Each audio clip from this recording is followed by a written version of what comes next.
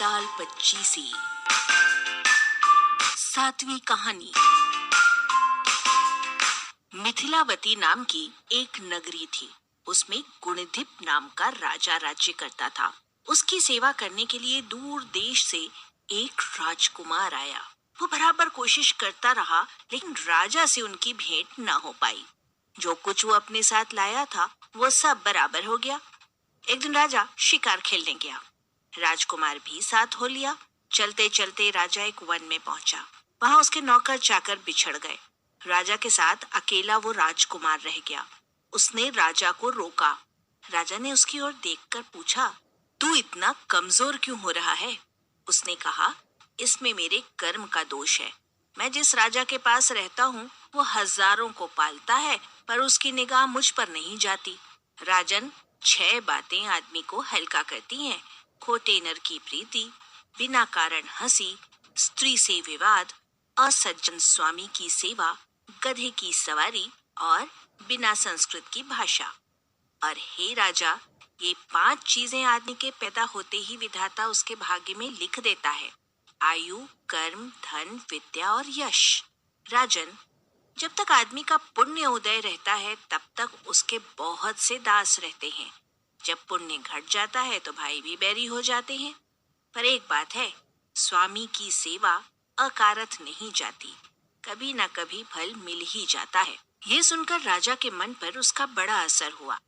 वो कुछ घूमने घामने के बाद नगर लौट आए। राजा ने उसे अपनी नौकरी में रख लिया। उसे बढ़िया बढ़िया कपड़े और गहने दिए। एक दिन राजा के काम से वो कहीं गया। रास्ते में उसे देवी का मंदिर मिला। उसने जाकर देवी की पूजा की। जब वो बाहर निकला तो देखता क्या है कि उसके पीछे एक सुंदर स्त्री चली आ रही है। राजकुमार उसे देखते ही उसकी ओर आकर्षित हो गया। स्त्री ने कहा, पहले तुम कुंड में स्नान करके आओ, फिर जो कहोगे सो करूंगी। इतना सुनकर राजकुमार कपड़े उतारकर जैसे ही कुंड में घुसा और गोता लगाया कि अपने नगर में पहुंच गया। उसने जाकर राजा को सारा हाल कह सुनाया। राजा ने कहा, ये अचरज मुझे भी दिखाओ। दोनों घोड़ों पर सवार होकर देवी के मंदिर पर आए। अंदर जाकर दर्शन किए और जैसे ही बाहर निकले कि वो स्त्री प्रकट हो गई। राजा को देखते ही बोली, महाराज, मैं आपके रूप पर मुग्ध हूँ। आप जो कहेंगे वही करूंगी। राजा ने कहा, ऐसी बात है तो तू मेरे इस सेवक से विवाह कर ले। स्त्री बोली, ये नहीं हो सकता, मैं तो आपको चाहती हूँ। राजा ने कहा, सज्जन लोग जो कहते हैं उसे निभाते हैं। तुम अपने वचन का पालन करो। इसके बाद राजा ने उसका विवाह अपने सेवक से करा दिया।